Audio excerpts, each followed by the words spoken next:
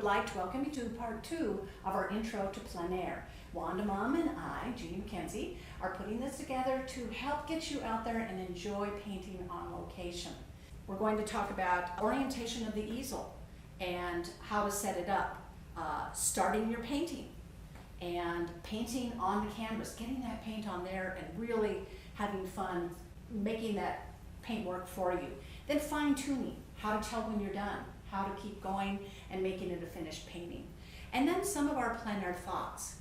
So what we're going to do is head on out to the field, and we're going to then take a look at orientation of the easel. Wait! Wanda! Oh my gosh, what's happened? We were supposed to come out and meet you. Oh, there's a storm brewing out there. There's all these clouds and a bear. And there maybe have been a mountain lion off in the distance. I'm just not sure. So I think for right now, let's stay inside where it's safe and we can keep talking to you about how to paint a painting. Sounds good. Well, all of the materials we talked about earlier are on Wanda, and she's hiked out with all of her studio on her back. So she's got all of her brushes, she's got her umbrella, the tripod, all of her paints are inside, her panel carrier is inside, and she's got her easel and panel right there, the Mumm box.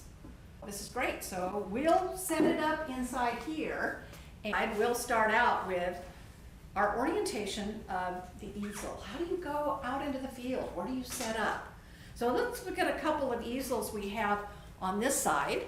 Wanda's got her set up, and I've got mine, and we'll chat a little bit about each one and our thought process of getting it up and running as we set out in nature. So when I get out into the field and get my easel set up, and today I have my umbrella up here, so that's going to help provide some shade, because you want to have some shade on you, not only for you but for the painting, so that it looks the way you want it to look when you come inside. So I have my easel. Now if it's windy out, I have to put the easel down and I'll have to do something else. So I may have to set up in a shady spot. Sitting out in the direct sun can cause you a lot of issues. I know I always look for something where I can tuck myself under the shade, then I don't have to worry about the canvas and the palette being in the same light as much, because everything will be in the shade, and it will also be easier on me. Now in the event I can't do that, this setup I may have to adjust. I may have to move around a little bit or something. So I may have to take this and turn it away from the light, and I may have to look at my subject this way rather than straight forward. So by turning my easel to the side and getting it into a shadier place so that I can see my values either, I want to also have this in that same kind of light. So I may cause the shade, or even this may cause some shade on it if I'm standing in a correct way. But I don't want sun on this, shade on this, or shade on this, sun on this. That's really going to be difficult to paint. And with Jeannie's setups, she can do something a little bit different with hers that I maybe can't with this one. I like to use umbrellas as well, and I can clamp them on here. I also have one, that Shade Buddy, that is actually separate, because if the wind comes up, those umbrellas are going to take your whole paint easel over. But this one is separate and goes right into the ground. So it acts like a separate tree, so if the wind comes, it just goes off by itself. Some of the umbrellas are set up where they completely come out of a holder and are on a tether, so it doesn't take off with your easel. This one I like because it opens up completely, and you can get away from the light and work on it more flat. Oftentimes if you're painting in Arizona or someplace where there is no shade, saguaro cactuses don't give you much shade. So you sometimes have to learn to paint in the sun. But just realize that you are under a 1,000-watt bulb of the sun, and your paintings are going to be really, really dark when you take them back in, because you've been painting under such a bright light. So I think it's good practice to learn to paint out in the sun, and realize that you need to sort of beef up your values and beef up your colors when painting in the sun. So when you're setting all of this up, you have to take in mind your height, because you want it at the right height. You don't want your arms up here painting, and you don't want to kind of be like this painting either. So you want to have this set up so that your arm is comfortable where you're painting.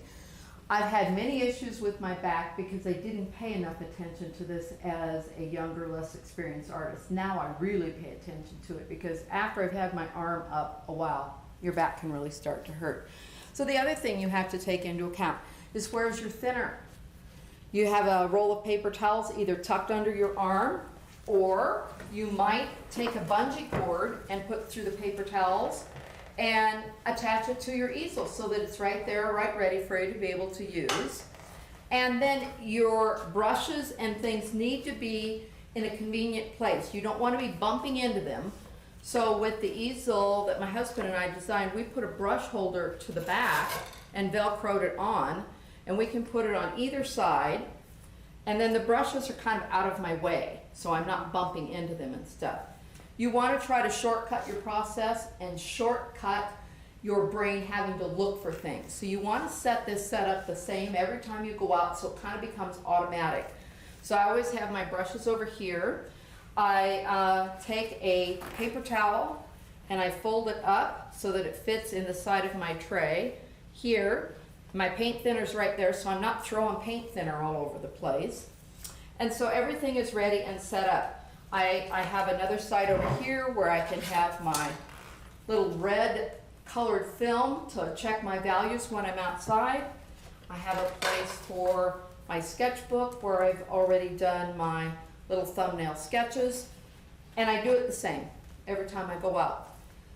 You want to have a mast or something that's holding your canvas that can maybe move up and down a little bit, because if you're painting on this part of the painting and then you're painting down here, you've lowered everything down. And I like it that I can move my canvas up and down just a little bit. Well, and I do the same thing because I'm tall. This works for me. Sometimes the French easel is too short, and a lot of tripods don't come up as high as I would like to be.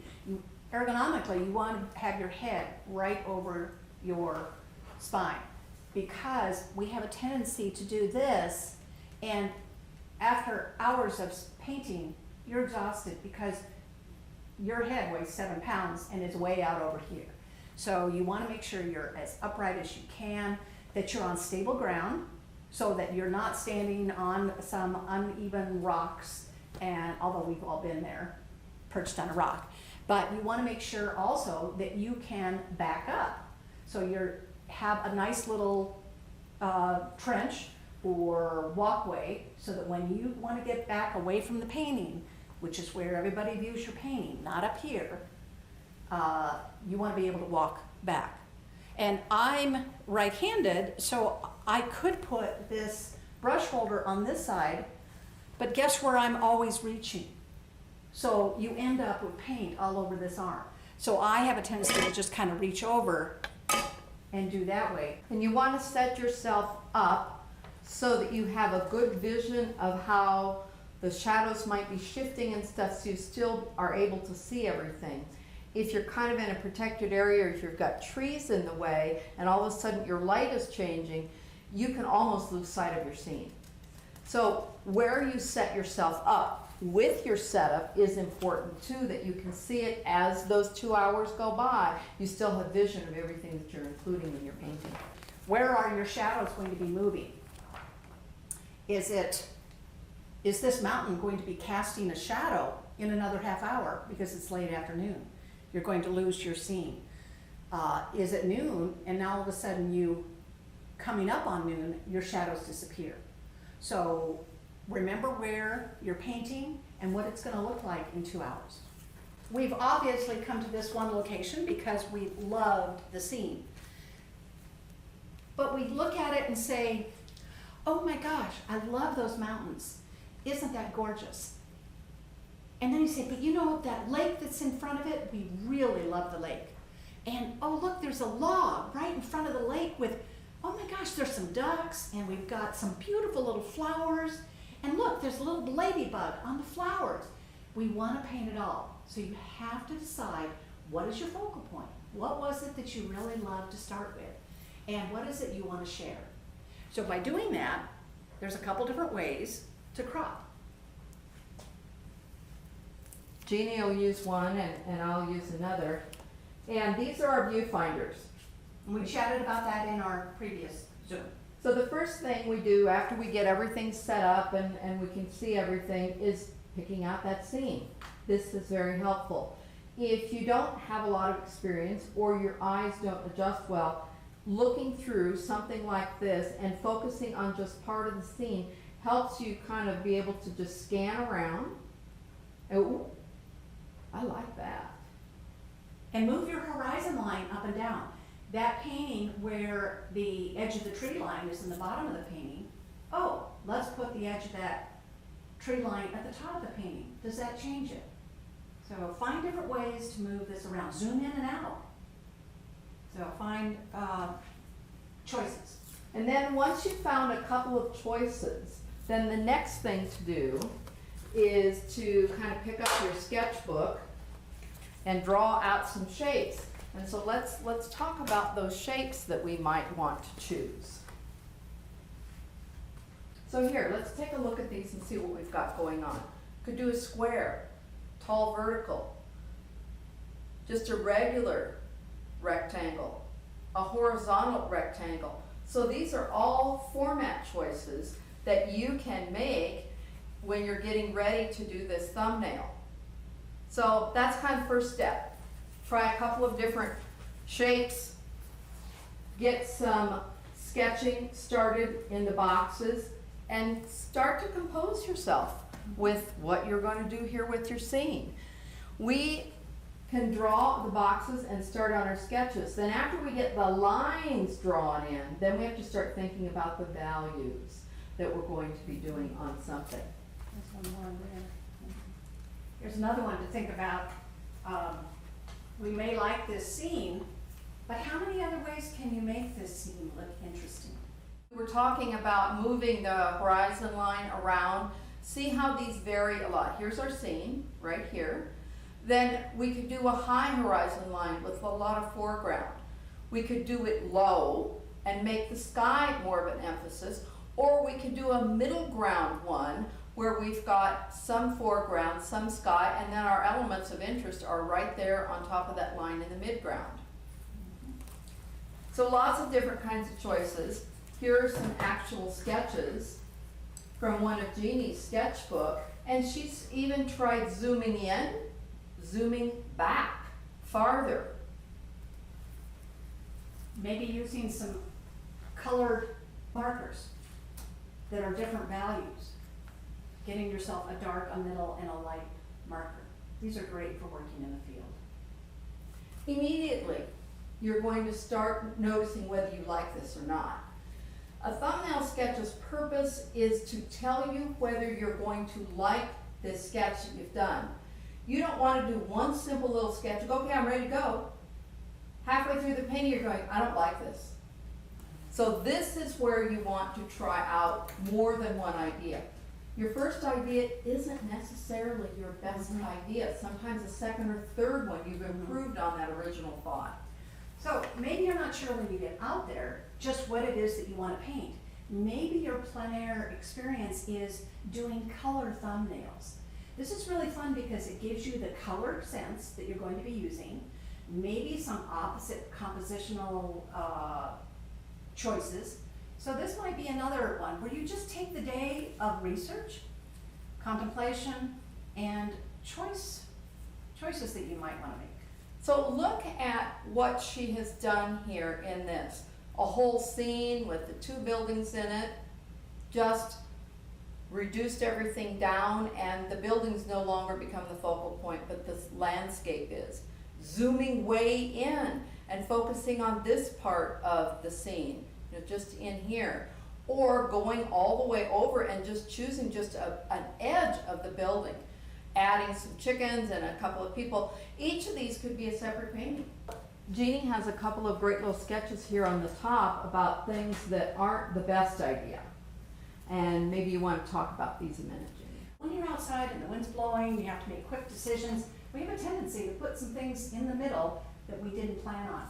If you had done your plein air thumbnail sketch, you would have this already drawn out. How many different ways could we do this? Raising the horizon line, lowering it. You're painting a scene that has a row of trees that are all the same. Well, but that's what they were like. And in Italy, you have those cypress trees that are all lined up. How could you make it more interesting? Maybe a couple are taller, one's shorter. Maybe the land is a little angle. You are in charge of transplanting those trees and trimming them. So you have a lot of control. We talk in our field as you're the master of your domain in your world, in your painting, so it's up to you. Some artists do just what they see. Other artists say, oh, if I move this composition will be a little bit better. And that's how both Jeanne and I tend to follow things, is that we're always trying to create the best scene that we can possibly create.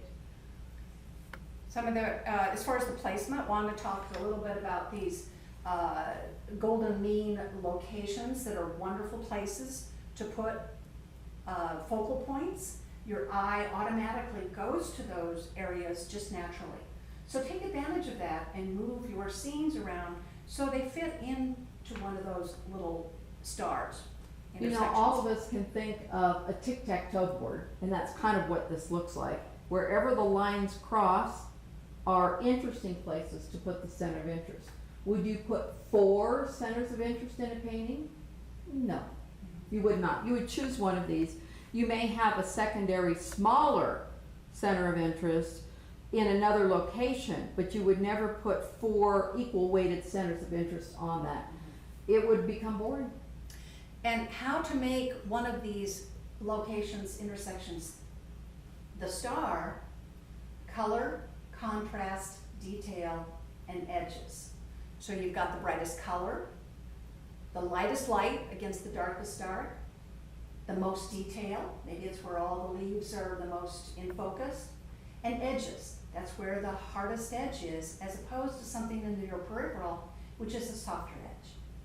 So color, contrast, detail, and edges to find that focal point and help use that to draw your viewer's eye. Also, when you're getting ready to put your paint on canvas, and we'll show that in the demo in a little bit, you want to see those puzzle pieces. The river is one puzzle piece. The sky is another puzzle piece. You don't put in the sky, and this is with oils, with watercolors and acrylics, you can put the sky in behind those trees. You can't in oils. The tree has to go in as a puzzle piece. The sky, these trees, this land, everything is up against each other, and that way their colors stay clean, stay true, and it helps to organize your painting by thinking puzzle pieces. Also doing that in the way of when you're doing your little thumbnail sketch. Eventually, you will fuse those colors together. Mm-hmm. But to keep everything clean, and a lot of students come and say, what happened? I had all these great colors and now everything looks like kind of a muddy thing and it's all looks similar. That's because they put a color under another color, or they ended up over blending everything. But by doing it in the separate pieces, and then eventually you'll be fusing these two together, having some soft edges, some harder edges, you'll be able to keep everything clean and very nice looking. And they call it cutting in, so that the sky pulls into the tree and the tree pulls into the sky. And that's what's in nature. Those are not hard cut edges. They are merged and get fused together. But you would not have a great dark tree if you tucked a lot of that sky underneath it. And why waste your paint with all this blue paint? But looking back at some of these, where we have some of these scattered shapes, that has to do with getting symmetry in your painting. So this is nice and wonderfully balanced. It's like a teeter-totter. Two adults on there, very boring. If we go over here, Dad is on the teeter-totter with his 3-year-old. It's out of balance. It's not symmetrical. And you want to go and straighten that paint. It's maybe a really, really heavy tree on one side and everything else is heavy on that side. It's out of balance. But if you end up taking your tree and then have maybe a bird or something that's on this side further out, just like the teeter-totter where Dad is closer to the fulcrum and his little 3-year-old's out at the end, it becomes an asymmetrical symmetry. So it is balanced with a little bit of asymmetry to it. So that would be like something like this, where you've got a big shape, but this one is helping to balance and is just as important balance-wise as these two here. Same with this. And that's kind of going back to this idea again, where you're choosing one of these spots to have your strongest focal point, and then you have a secondary one that may help balance out this one. It may repeat the color or something like that. So this idea here is a primary and a secondary. Mm-hmm. And so all of this is saying you can change what you see. Decide what you're looking at, decide what your focal point is, and how are you going to amend all of that to be compositionally pleasing and balanced. So, we're looking at putting the paint on the canvas, and we'll go through some of this again when we do our demo. But are you going to tone the canvas, or is it going to be white? Are you going to be in the shade? Are you going to be in the sun? Is your paint 12 colors? Is it just 3? Red, yellow, blue? So you're going to decide how are we going to get ready, and then we're going to transfer that sketch that we put on. So like if this is our sketch and we say, yep, this is the one I like the best, you choose the one with the best compositional lines. So compare your thumbnail sketches. Which one looks more appealing? That's the one that you would choose. And then you take this drawing, work from this drawing to put it on the canvas. You don't look at the scene again because you could start changing things. Once you've made a choice, as this is what my elements are, this is where I want them placed, stay with that. What I was guilty of early on was doing a great sketch. I love this. This is just what I want to do. Okay, that sketch is great. And I put it down, and then I go to my canvas and I look back out on the scene and I draw from the scene, forgetting about my sketch. And then I realized, wait a minute, my tree's in the center, my horizon line's in the center, my river's in the wrong place. I didn't follow my sketch, which I had put so much thought into.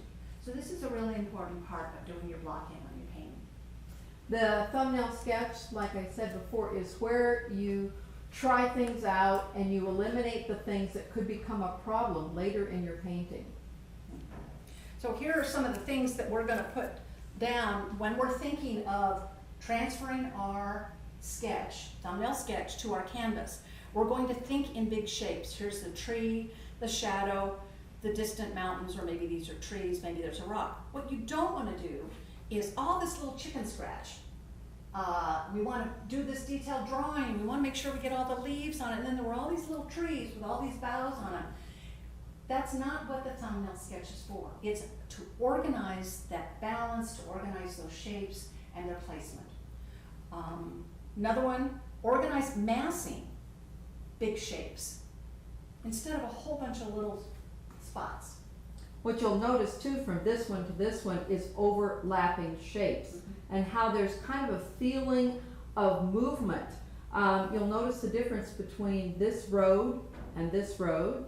Look at the variety that's in this type of cloud as far as shape and where they're placed, and these are pretty much all the same size, all the same direction. So this ends up having places that stop your eye. Instead of moving through the painting and looking at the elements gradually, all of these just kind of stop you in place. And you maybe don't even want to go on and see anything else that's in the painting, because all of these are kind of, I'll call them static. They just kind of sit there and they don't aid in the painting. And last, make sure that when you are doing your thumbnail sketch, that you establish where those shadows are, and you transfer those shadows the way they are at that moment to your paint panel. You don't want to start painting and do an 8 o'clock bush, and then a 9:45 tree, and then a house that is 12 o'clock, and then 1 o'clock is the mountains. And all those shadows move, they change. So the thumbnail sketch you did is where you want your shadows to stay. Even though they change, don't chase the light. Stick to the one that is on your thumbnail sketch and the one that you transferred to your panel. And that again is why a thumbnail sketch is extremely valuable when you're out in the field. That has your information as far as your light and your shadows and your arrangement of objects. Stick with your thumbnail sketch because that was what you chose as the most pleasing of the things. Okay, so we've got our thumbnail sketch on the panel. We are ready to start on the painting. And for some people, that's the most hesitant place. For other people, they just can't wait to get into it. They can't wait to put those first few strokes of paint down. So the first thing is to block in all of your dark areas in a very thinned out paint. And your darks in a painting should always stay kind of thinner and flatter because they'll pull back into the background of the painting then. So washing them in a dark color first and in a thin paint rather than a thicker paint will allow you to keep those darks kind of sucking towards that back. So with the lights, you're using chunkier paint, which is textural, and that's picking up light. So if you have your heaviest, like say a beautiful snowbank, load that paint on. Maybe the rock underneath that snowbank is a little thin or dark, and that recedes. Okay, then as you're mixing up your paint and you're starting to work with your colors, trying to duplicate your colors, make enough paint. I can't emphasize that enough. Got broken of that really quick as a young painter when the instructor told me, what's with this? What's with these little piles of paint? He says it is a waste of my time and it is a waste of your time to make small piles of paint. He said the light's changing. If you use up that pile of paint, that little bitty bit that you've got, and oh gosh, I've got to mix more paint now. Oh wait, light, hold on, I've got to mix more paint. Time is going to go by, and if you've made enough to start with, you can keep proceeding in the painting. So making large enough piles of paint, and that's why I use a knife, works better for me than doing it with a brush. Lots of people do it with a brush, nothing wrong with that, but for me, if I use a knife, I'm going to make a bigger pile of paint because I'm grabbing more paint at once to make that pile of paint.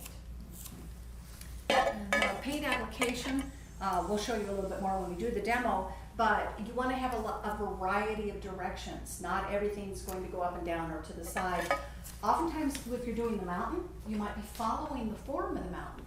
If you want lead into your painting, you're going to be doing those brush strokes in the ground towards the center of the painting. So there are wonderful compositional ways that you can use your directions in your paint to help lead your eye around the painting. Thin to thick, usually we're starting, we mentioned darker paints to thick paints, but just having a variety of paint thickness is great.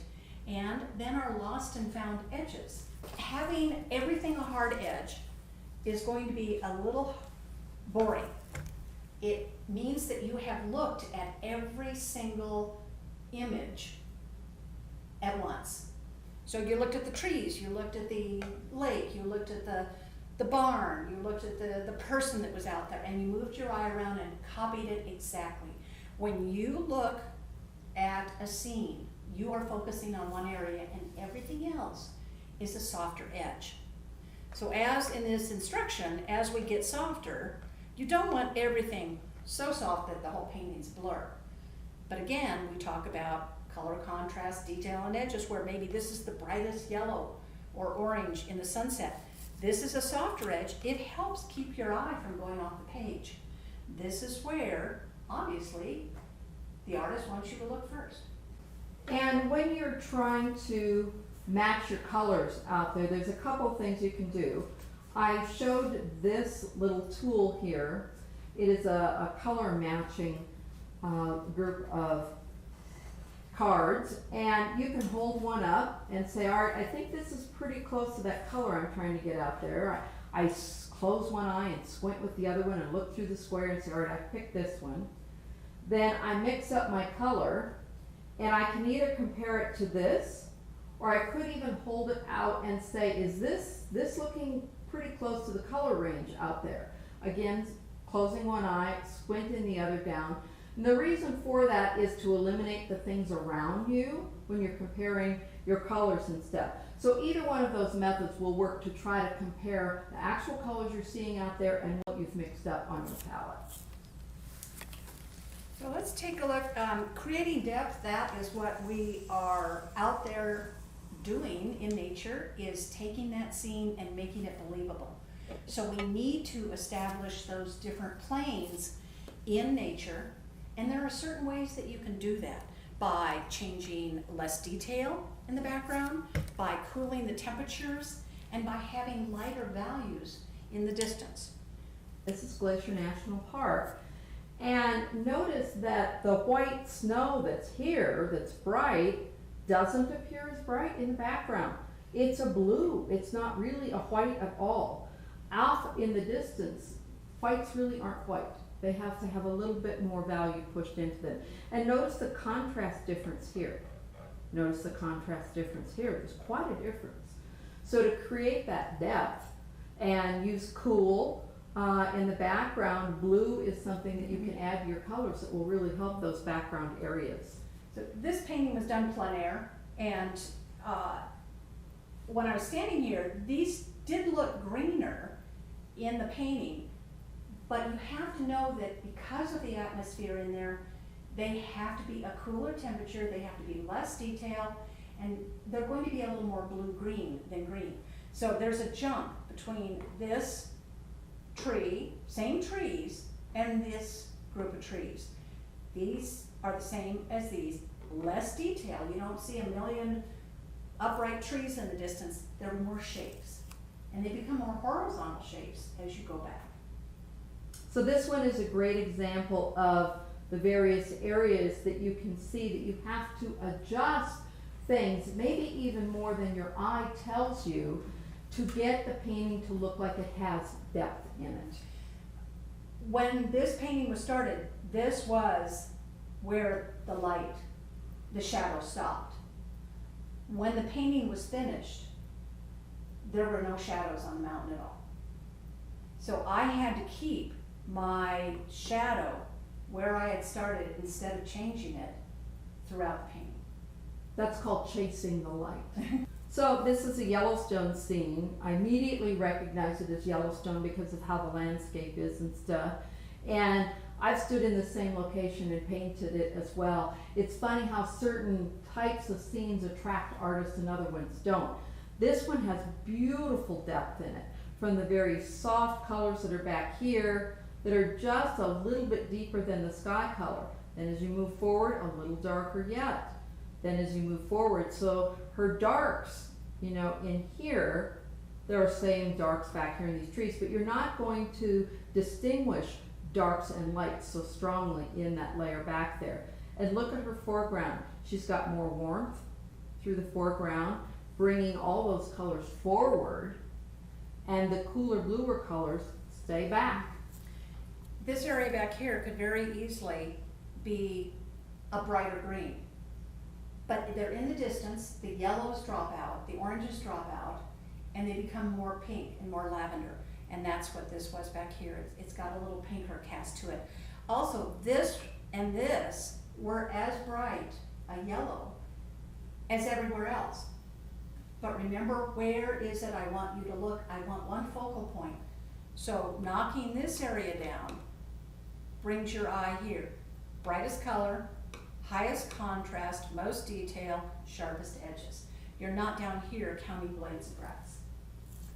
Generally, in a painting, you don't want to attract attention to this lower portion because that kind of sends people out with the painting. Bierstadt was very good at creating a theatrical stage in his work, and thinking of that, your stage is where your soloist is. not the audience. So I always think, okay, here's my audience down here. My stage is where I'm creating those things that Jeannie just talked about. The darkest dark, the lightest light, sometimes the brightest colors, more detail, because that's where your soloist is.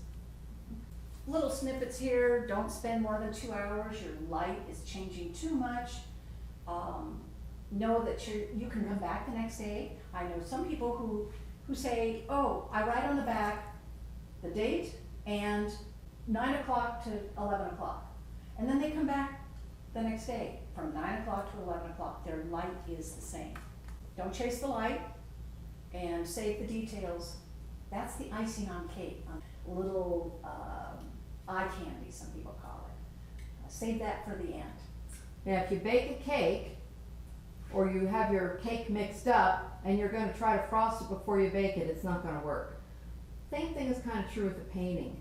You wanna save all those details, the frosting, the little sprinkles, or whatever you're going to put on top. You have to wait until the cake is baked and that structure is there before you can add those details on it. A painting is the same way.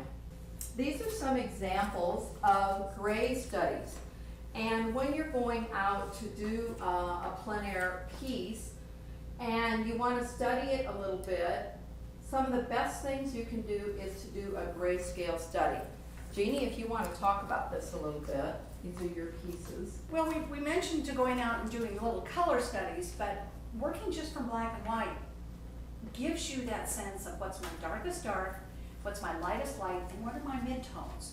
This is just 4 colors. Light, middle dark, dark. And that's all I allow myself to paint. It's a great exercise to say, I'm going to do this first in the darks, and then maybe come and do a color. If we take the color out of both of these, those values, darkest dark, lightest light, should still read the same as darkest dark, lightest light. So let's take the color out by putting a red filter. Remember when we were talking in our materials list, we had red filters. So let's bring the red filter down, and these should look very similar in value. Taking the color out, that will tell you that your values are pretty much on. These red filters are great if you're analyzing your painting. Hold it up to the scene in front of you, and then hold it up against your painting. You can check and see, oh gosh, my scene looks pretty close, my painting looks pretty close to the scene. Are they actually the same? If they are the same, then your values are correct. You've got your darkest dark in there, you've got your lightest light in there, and you're pretty close. That's the problem when we go out and paint outside. We don't paint our darks dark enough, our lights aren't light enough, we don't have that big jump. But if you take a photo and make it a black and white and take that back to your studio, and also take a picture of your painting out in the scene, you should be able to get that same value jump. We'll wrap it up here on this session on Plein Air Thoughts. The sky is usually the lightest value. Maybe it's the only switch would be a wheat field with a dark, stormy sky behind it, deep blue Colorado sky at high altitude, and a snowfield. So that's where it would switch. But for the most part, your sky is the lightest thing in the scene. So if you look at a sky, you will notice that the very high up, or the zenith area of the sky, is a different value, and it is cooler as when you move down with your vision and you get towards the horizon line, it gets a little warmer, a little lighter. The blue definitely has a little bit more green in it, and that will give you the feeling of a domed sky, which is what we have. And so even if they're not a blue sky, you'd still want to do the same thing. A little lighter right at the horizon, slightly warmer, and then a little deeper as you go up. Now we're going to talk about the ground part just a little bit, because to create depth in a painting, you can't have it the same value all the way from the horizon line back all the way forward. So how do you do that? It looks the same color when you're looking at it with your eye, but you can manipulate that just a little bit by keeping it a little cooler down near the horizon or farther back, and warm it as you start to come forward. That's where your yellows and oranges can be added to paint to have it more vibrant, a little brighter, or yellows and oranges themselves can be used to mix into things that are on the ground to bring that farther forward. Because you don't want your background standing up. You want it laying out. And so that's one way to achieve it. The back cooler, the front warmer. And having said that, keeping the yellows and oranges out of the background. When you are doing an aspen scene, those yellows in the foreground can't be the same as yellows in the background. They're going to be softer, more muted, more neutral in color, and that's going to make your front aspens really pop. Okay, so when you're drawing in trees and building, you can put those in, and then you can put the sky in and bring the sky down to those objects. We talked about that a little bit ago, but I think it's worth stating again that you can, it's called cutting in. You can cut in that sky around those objects and then gently fuse those two colors together. And in the water, because we're talking a little bit of sky and earth and water, and reflections, when you put the water in, make sure you paint the depth of the water first. So it's vertical strokes coming down, and then you paint the surface of the water on top of that. So that'd be those little wind whips that come across, or the trail of a duck, or just ripples in the water from something. Don't confuse reflections in the water with cast shadows on the water. Reflections go vertically and deep into the water. Cast shadows actually occur on the surface. And many people that don't have a lot of experience get those two kind of confused. And so cast shadows are on the surface, reflections go down deep into the water. And reflections don't move, cast shadows do. So this wraps up the second segment on your mental and thought processes. When we're outside working, our right and left brain are constantly working together. But if given a chance, the left brain will try to shut off the right brain. The right brain is an energy hog. It takes energy to look and to make decisions and to do all those things. And the left brain tries to sneak in there and try to shut all of that down. So keep your awareness up the whole time. Look often. A lot of beginning students don't spend enough time looking at the scene. They look at the scene, they do their thumbnail sketch, they put it down, and they just paint without checking back in the scene. You need to check your values at all times, check your shapes, make sure everything is going in place the way your mind had it from when you first started. So we're going to get ready for our demonstration. We're going to try and take all of this and put it all together and show you how we would apply doing a plein air painting from start to finish. So stay tuned. We're going to get set up and get ready for our plein air demo. See you in a few Thanks. minutes.